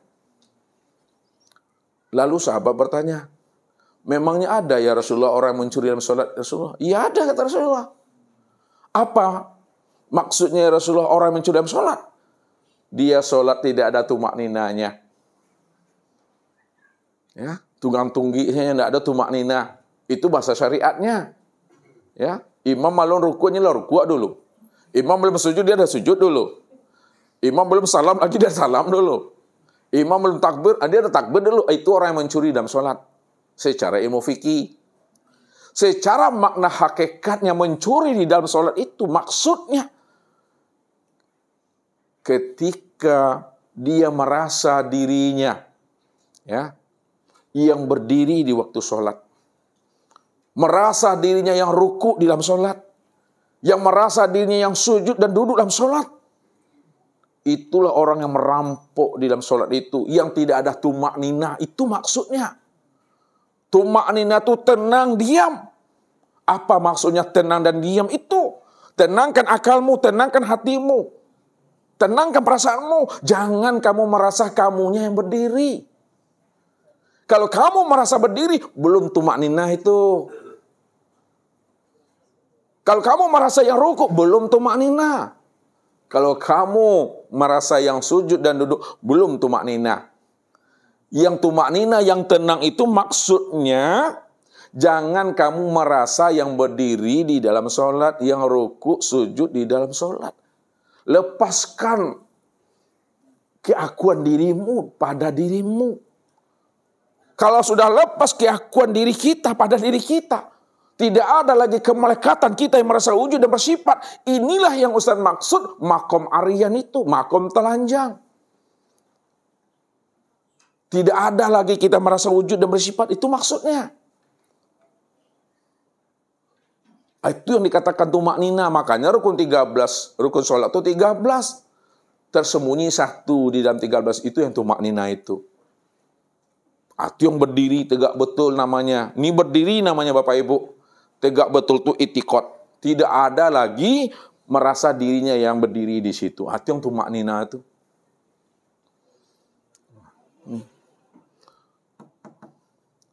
Makanya orang yang duduk pada makom ikhlas di tarekat ini, dia akan muncul namanya muraqabah itu. Ya. Rasa senantiasa bermanja-manja dengan Tuhan itu. Merasa dituntun, dikawal, diawasi oleh Allah. Makanya Allah katakan apa? Innani ma'akum ma'asma' wa ara wa la ta'maluna min amali illa kunna 'alaikum syuhuda. Sesungguhnya aku ini senantiasa hadir, selalu menyertai dirimu, kata Tuhan. Kalau aku senantiasa hadir menyertai dirimu, asma' wa ara. Aku ini maha mendengar apa yang terbetik dan terlintas di dalam hatimu. Wa ara, aku juga senantiasa mau melihat apa yang kamu lakukan, kata Allah. Wala ta'maluna min amalin illa kunna 'alaikum syuhuda. Tidak ada sebesar zarah yang kita perbuat dalam hidup ini, dalam ibadah, dalam amal, melainkan aku yang menjadi bukti dan saksi bagi dirimu, kata Tuhan. Wa kafa billahi syahida. Kalau Allah sudah menjadi bukti, Allah sudah menjadi saksi bagi diri kita, butuhkah Bapak Ibu mencari saksi dan bukti selain Allah untuk melihat bahwa kita ini telah beramal dan beribadah?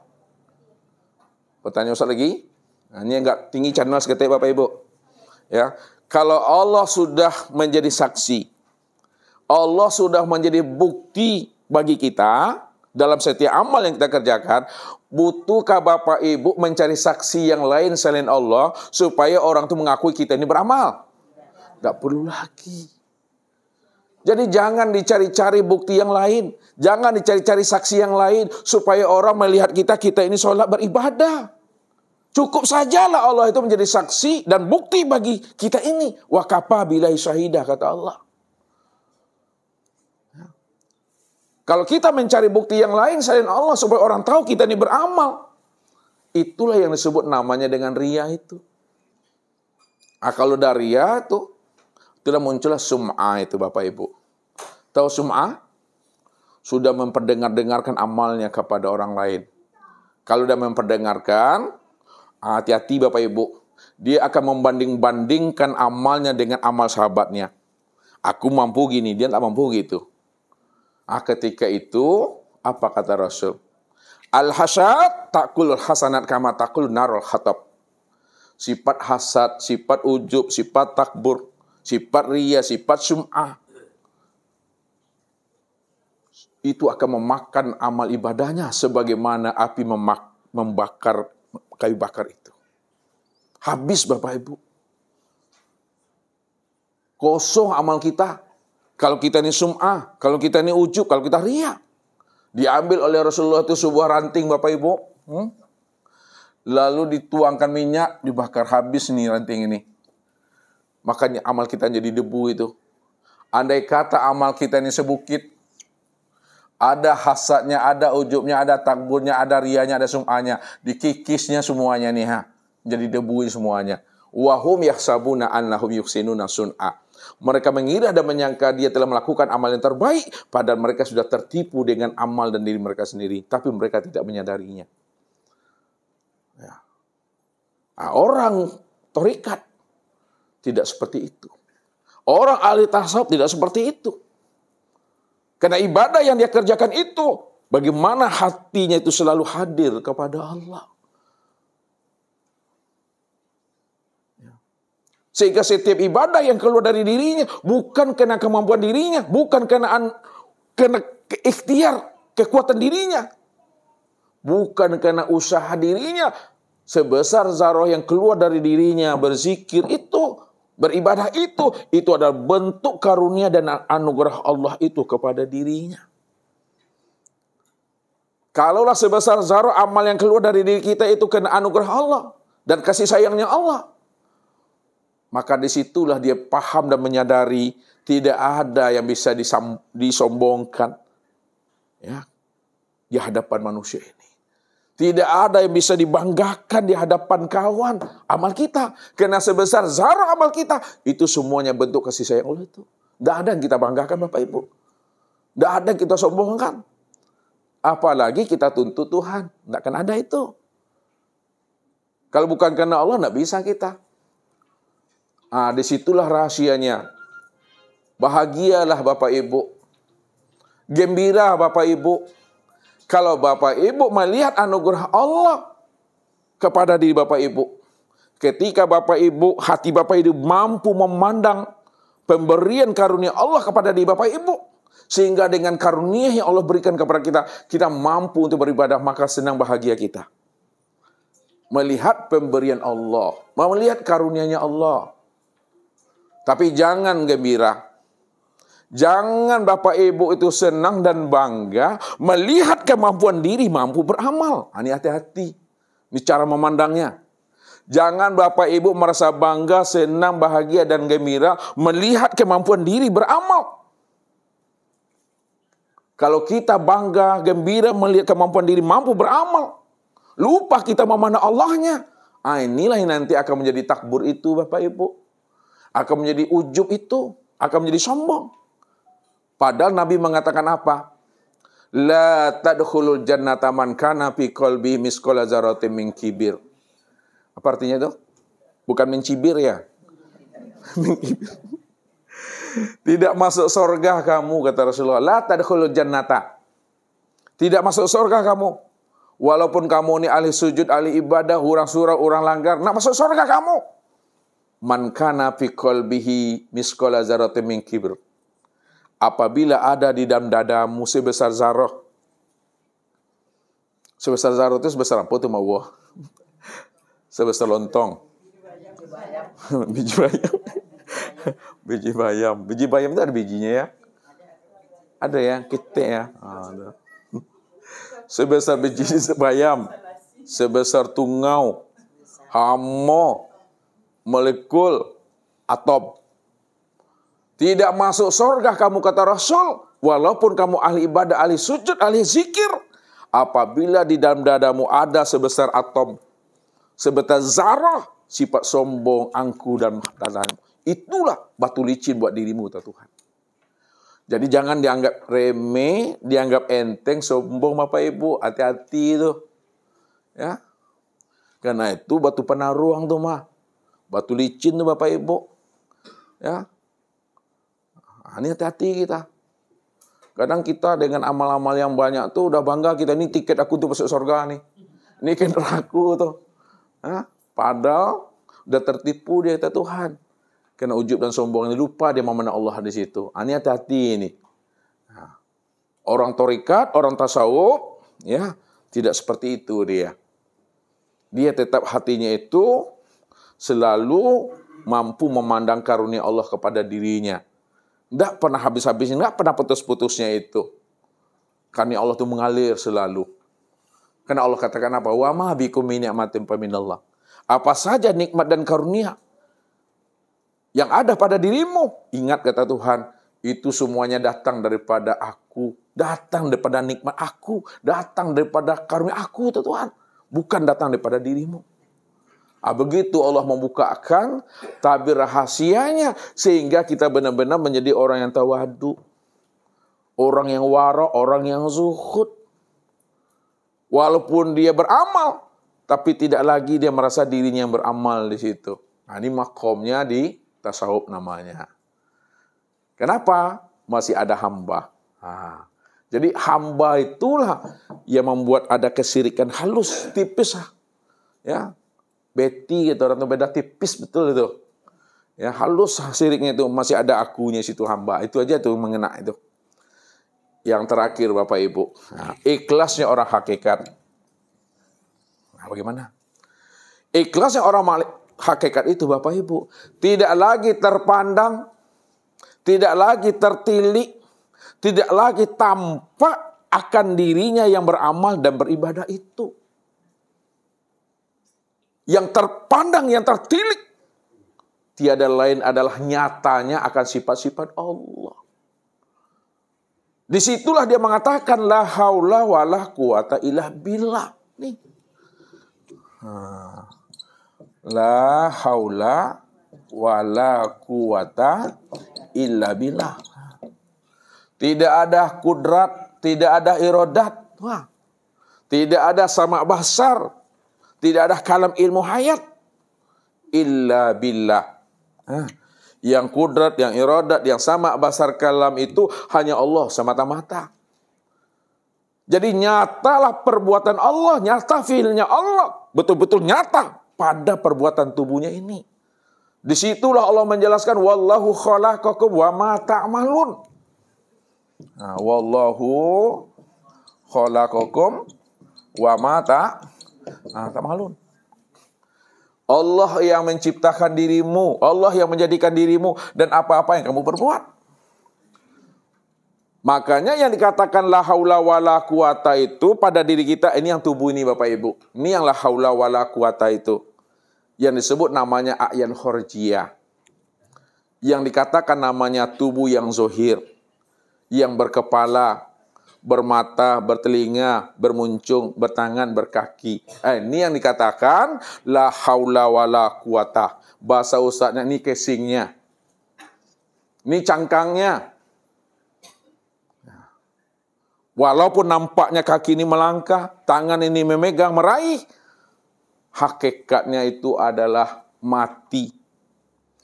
Hakikatnya itu tidak punya kudrat. Hakikatnya tidak punya iradat. Yang ilah bilah itu yang mana pada diri Bapak Ibu? Hah? Yang ilah bilah pada diri Bapak Ibu itu adalah ruh. Itu dia maksudnya. Ini yang ilah bilah. Siapa ruh itu? Ruh itu yang dikatakan sifat Allah. Sifat Allah yang mana? Sifat Allah yang 7. Sama, basar, kalam, ilmu, kudrat, iradat, ayat. Itu dia. Ruh itu yang sifat Allah, sifat ma'ani. Tempat memandang nyatanya sama basar, kalam, ilmu, kudrat, iradat, dan hayat. Kalaulah ruh itu sifat Allah, tempat memandang sama basar, kalam, ilmu, kudrat, dan iradat, dan hayat. Pertanyaannya, siapa si sama nih? Allah. Siapa si basar? Allah. Siapa si kalam? Siapa si ilmu? Siapa si kudrat? Siapa si iradat? Siapa si hayat? Itulah maknanya illa billah Bapak Ibu. Wa fi anfusikum afala tubsirun. Aku ini dah wujud. Aku ini sudah nyata menjadi rahasia dirimu. Kenapa tidak kamu pikirkan, kata Allah, afala taqilun, afala tatafakarun, balil insanu ala nafsi basyira. Kenapa tidak kamu renungkan, kamu pikirkan, kamu ino-inoi, kata Tuhan. Siapa yang melihat itu pada saat kamu memandang tuh? Siapa yang mendengar itu pada saat kamu mendengar? Itu aku, itu kata Allah.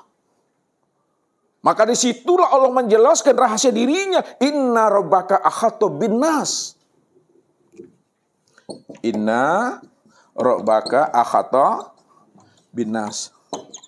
Sesungguhnya Rabbmu, sesungguhnya aku ini, kata Allah, ahata bin nas, aku ini sudah nyata meliputi diri setiap insan itu. Insan itu, itulah nyatanya aku. Insan itu bukan dirimu. Dirimu bentuk lain daripada diriku. Akulah sebenarnya dirimu. Dirimu itulah nyatanya aku. Al insanu nafsi wa ana nafsuhu.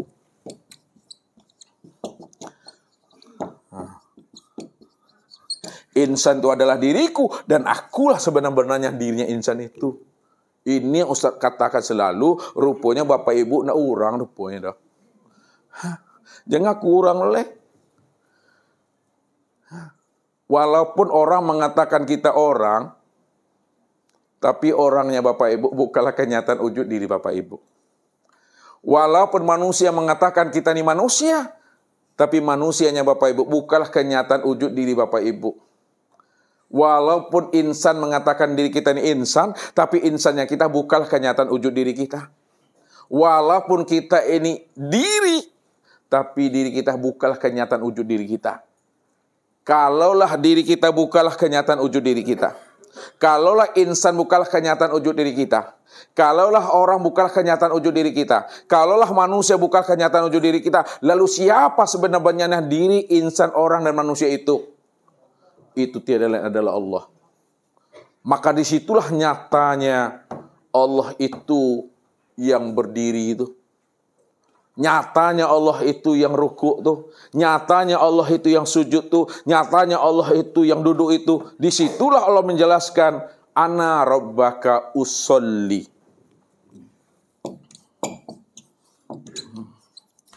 Akulah Rabbmu yang sholat itu. Wa an ya'buduni hadza siratal mustaqim. Akulah yang memuji dan menyembah diriku sendiri. Inilah jalan yang lurus itu, jalan yang hak. Jadi jalan yang lurus, jalan yang hak adalah jalan yang mampu memandang akan kewujudan diriku, kata Tuhan. Kalau Allah yang wujud, Allah yang tunggal, maka wujud dan tunggalnya itulah yang dikatakan namanya. Dialah yang benar-benar ikhlas itu, Bapak Ibu. Surah Ikhlas ada? Apa bacanya Rahmi? Baca surah Ikhlas.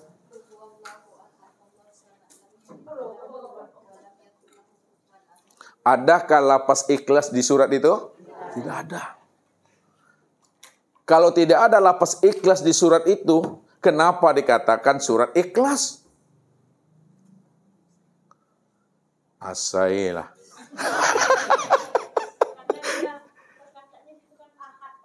Jadi Yang ahad itu yang ikhlas. Kenapa tidak dikatakan, kenapa tidak ada surah ikhlas, bacaan ikhlas di situ? Itu maksudnya tadi. Jawabannya apa? Kan lafaznya tidak ada ikhlas kan? Tapi kenapa dikatakan surah ikhlas padahal lafaz ikhlas tidak ada pada surat itu? Karena yang ahad itu yang ikhlas. Ibu bingung, aku pun panik. Mungkin Pak Ridho mungkin bisa menjawabnya nih. Di dalam surat yang dibaca Ibu Rahmi tadi, ya, tidak ada lafaz ikhlas. Tapi kenapa surat itu dikatakan surat ikhlas, Pak Ridho? Karena di surat itu yang menyatakan bahasa diri-diri tiada, hanya diri Allah saja yang ada satu-satunya. Diri Allah saja yang ada satu-satunya. Ya. Kenapa dikatakan surah ikhlas? Karena ikhlas itu menunjukkan ketunggalan akan diri Allah. Allah itu cuma yang ahad satu-satunya, tidak ada diri yang lain selain daripada dirinya. Makanya mana ikhlas itu murni. Tidak tercampur dengan yang lain. Itu maksudnya tidak ada diri yang lain selain Allah. Tidak ada diri yang lain selain Allah. Kalau tidak ada diri yang lain selain Allah, hanya Dia semata-mata. Kalau Dia semata-mata yang wujud, nggak ada yang lain, maka diri Allah itulah yang ikhlas, itu yang sebenar-benarnya itu. Disitulah letaknya. Kif ya Muhammad ana rabbaka usolli. Berhenti engkau ya Muhammad yang mengatakan engkau yang sholat. Ana rabbaka usolli. Akulah yang sholat itu. Rupanya orang yang duduk pada makam hakikat, yang dikatakan ikhlas itu benar-benar nyatanya perbuatan Allah di situ. Hilang keakuannya, tidak ada lagi wujud dirinya. Orang yang ikhlas pada duduk makam hakikat, inilah orang duduk pada makam aryan itu yang sebenarnya. Yang wujud itu hanya Allah. Yang sama itu hanya Allah, yang basar itu hanya Allah, yang kalam ilmu kuda iradah itu hanya Allah. Nah, ini yang lepas daripada syirik. Nah, ini lepas daripada syirik Bapak Ibu. Tidak ada lagi nol. Kalau nol masih ada nilai itu. Tidak ada lagi kan? Nah, 0%. Tidak ada syirik di dalamnya lagi itu. Udah lepas tuh. Apakah ketika itu Bapak Ibu ngaku Tuhan di situ? Apakah Bapak Ibu merampok hak Tuhan di situ? Apakah Bapak Ibu ingin jadi Tuhan di situ? Tidak. Jadi belajar memahami ikhlas, tauhid itu. Bukan kita ingin jadi Tuhan. Bukan kita ngaku-ngaku Tuhan. Bukan kita ingin merampok hak Tuhan. Belajar ilmu tauhid dan ilmu makrifat untuk memahami dan mengenal bahwa diri kita ini sejak dahulunya, sekarang dan yang akan datang gak pernah ada. Yang ada itu semata-mata sejak dahulunya, sekarang yang akan datang itu hanyalah Allah saja Bapak Ibu. Kalau Allah cuma yang wujud, Allah cuma yang ada, maka wujud ada nyatanya Allah itu nih sempurna pada diri Bapak Ibu ini. Akui diri Bapak Ibu itu nyatanya Tuhan itu. Maka bahasa kiasnya, dirimu bukanlah dirimu, akan tetapi dirimu bentuk lain daripada rupa diriku. Akulah yang dirimu, dirimu itulah nyatanya aku, kata Tuhan. Jadi keluar kita dari pengakuan itu. Tidak ada lagi merasa-rasa itu Bapak Ibu. Merasa yang sholat, merasa yang berbuat, merasa enggak ada itu lagi. Kalau tidak ada lagi merasa, itu udah Aryan namanya. Nih, Aryan. Nah.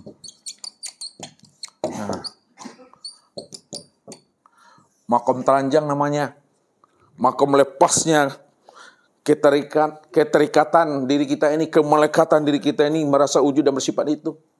Nyatanya Allah di situ. Maka disitulah rahasianya wajib kita mengenal Allah itu. Sebab kalau kita tidak mengenal Allah, ibadah kita akan menjadi ibadah yang hampa dan sia-sia. Ini yang dikatakan Nabi. La tasihul ibadah ilah bima'rifatil ma'bud, la sholata ilah bima'rifatillah. Tidak sah sholat, batal sholat kita. Tak diterima ibadah kita kalau kita tidak mengenalkan Allah.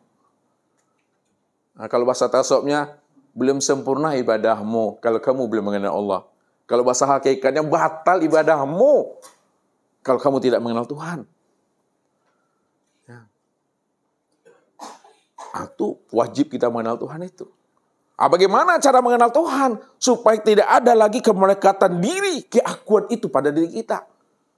Maka kenalilah siapa kita ini yang sebenarnya. Man ana. Buat pertanyaannya. Man ana. Siapa aku? Nah, tuh aku punya kita dulu tuh. Siapa aku? Nah.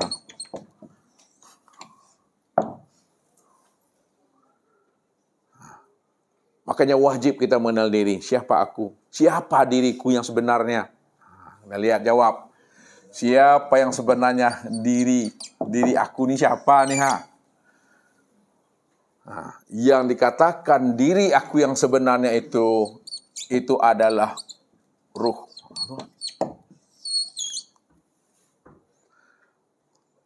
Udah tahu kita siapa diri itu ruh. Siapa ruh itu? Ruh itulah yang disebut namanya dengan hayat. Itu dia. Siapa hayat itu? Yang hayat itu adalah sifat. Siapa yang sifat itu? Yang sifat itu adalah zat. Siapa yang zat? Yang zat itu adalah aku. Siapa aku tuh? Namanya itu adalah Allah. Rupanya diri Bapak Ibu yang sebenar-benarnya, yang dikatakan diri sejati, yang disebut sejati diri, yang dikatakan si amal diri, yang dikatakan diri yang sebenar-benar diri, itu adalah akunya Allah, bukan akunya kita. Innani anallah. Ini dia. La ilaha illa ana. Itu dia. Sesungguhnya diriku adalah Allah. La ilaha illa ana. Tidak ada yang nyata melainkan aku, kata Allah. Maka disitulah letaknya Allah itu beraku-aku dalam keakuannya. Karena tidak ada di yang lain selain daripada dirinya.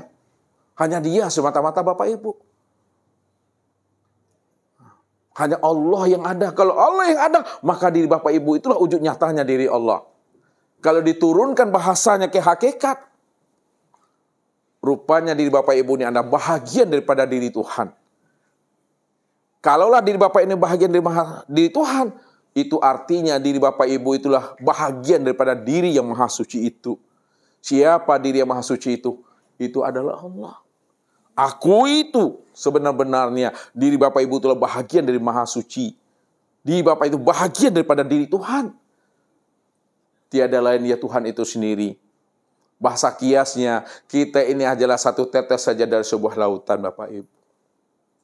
Satu tetes saja, satu percikan saja dari lautan itu. Itu yang dikatakan bahagian itu Bapak Ibu. Contoh, ini contoh untuk mengambil kiasnya. Ini lautan, kata Ustadz, ini lautan.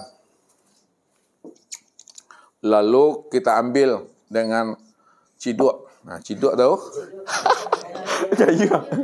Gayung. Nah, di ciduk. Nah, ini. Pertanyaannya, ini pertanyaan.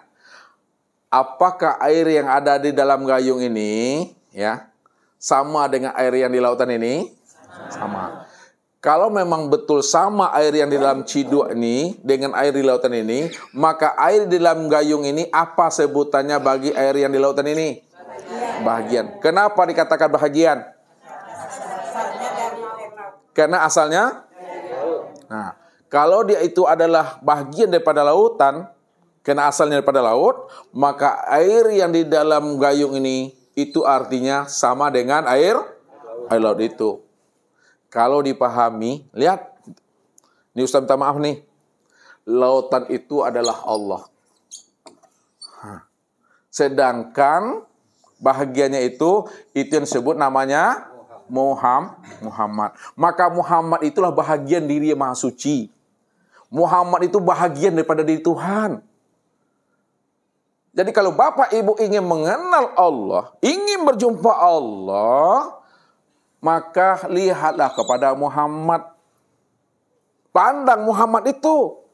Siapa yang telah memandang Muhammad dah sama memandang Allah. Siapa telah berjumpa dengan Muhammad dah berjumpa dengan Allah. Siapa sudah kenal dengan Muhammad dah kenal dengan Allah. Karena Muhammad itu adalah bahagian diri Tuhan.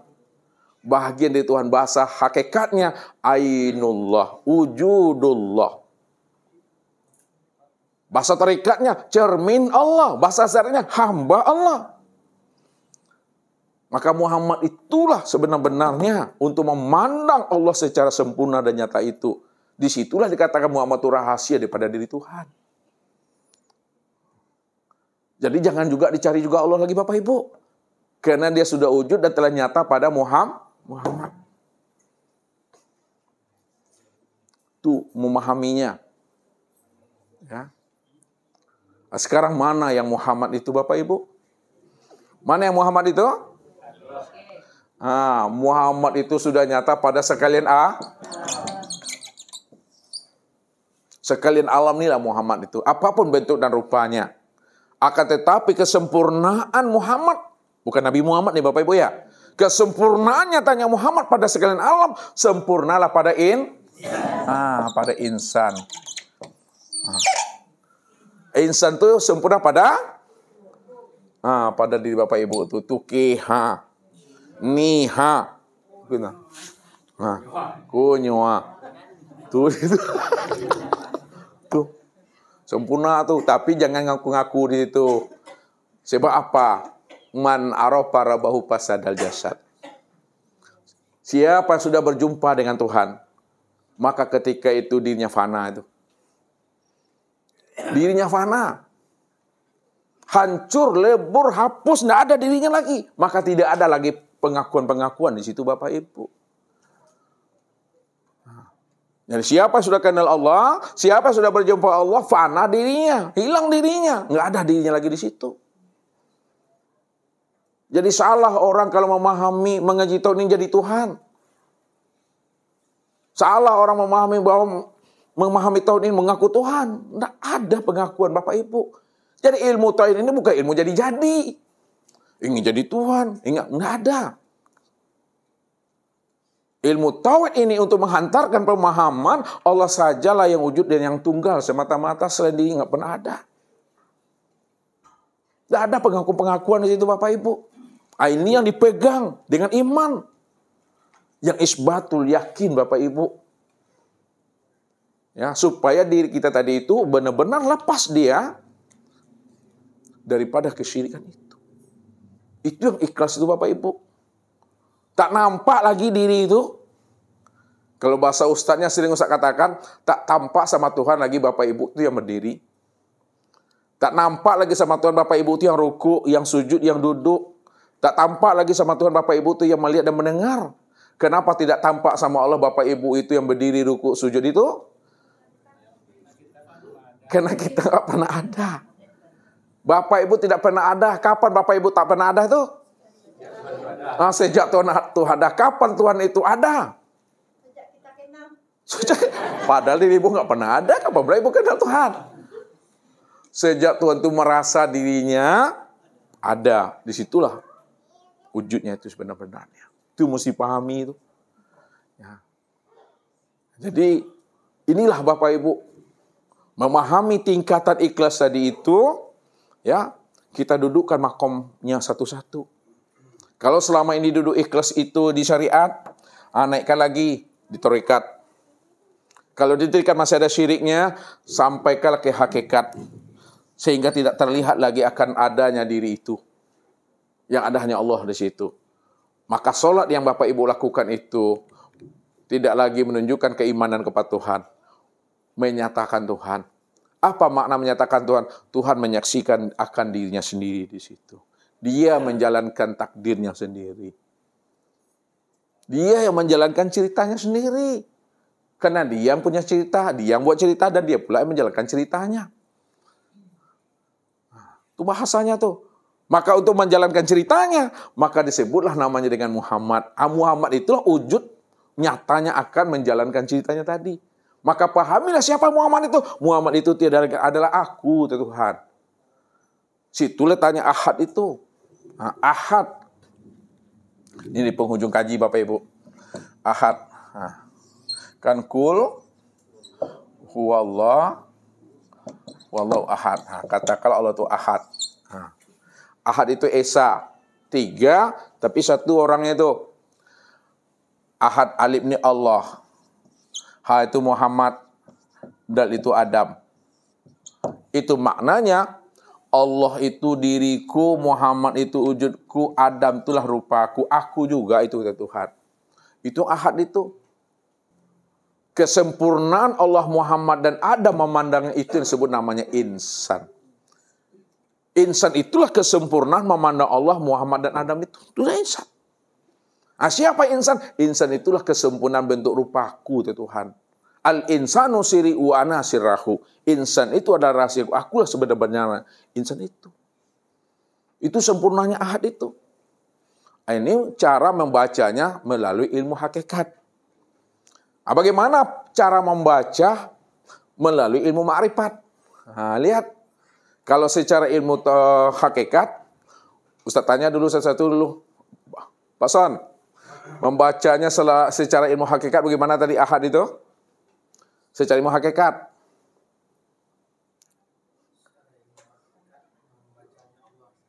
Ya, gimana cara bacanya ahad itu? Secara ilmu hakikat yang saya terangkan tadi. Pak Son tadi ini mang ini kah? Siapa lagi nih? Pak Ip. Coba. Pak Ip tadi kamu dengar kan bahasa Ustaz kan? Kari lu suara Ustaz dari mikku tadi mah. Bagaimana cara membacanya secara ilmu hakikat?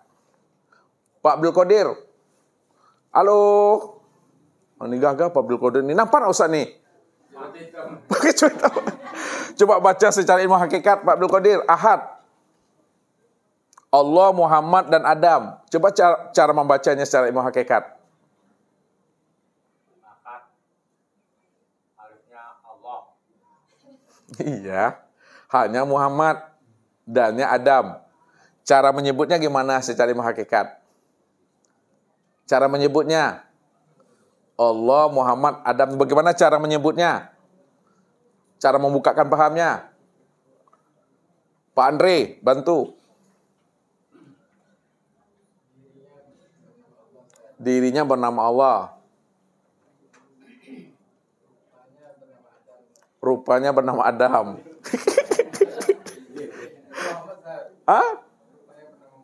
Rupanya bernama Muhammad. Coba lagi. Wujudnya lagi.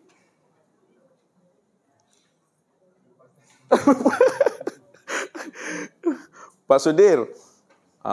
Tidur Pak Sudir. Nah, coba uraikan lagi bantu.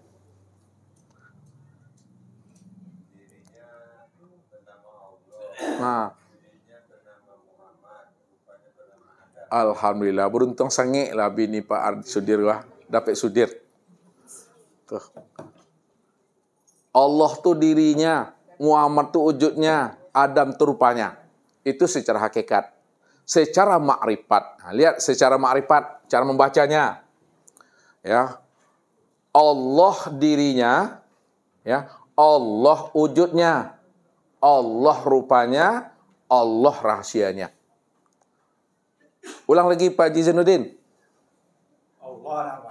Allah namanya. Nggak ada usah bilang nama. Allah dirinya. Muhammad wujudnya. Tuh. Adam rupanya. Oh, benar salahnya. Benar salahnya. Itu dia hakikat. Pak Abdul Muthalib, bantu. Allah dirinya, Allah wujudnya, Allah rupanya. Satu lagi. Allah. Bantu Pak Haji lagi. Berdua spregen berdua. Bantu lagi Pak Haji. Kurang satu lagi. Bantu Pak Ridho lagi. Satu Pak Ridho. Allah rahasianya. Jadi secara ilmu makrifat, cara membacanya, karena Allah cuma yang ada semata-mata. Allah dirinya, Allah wujudnya, Allah rupanya, Allah rahasianya. Karena dia yang wujud dan dia yang ada. Kalau dia yang wujud, maka wujudnya itu Allah. Kalau dia yang wujud, maka rupanya Allah.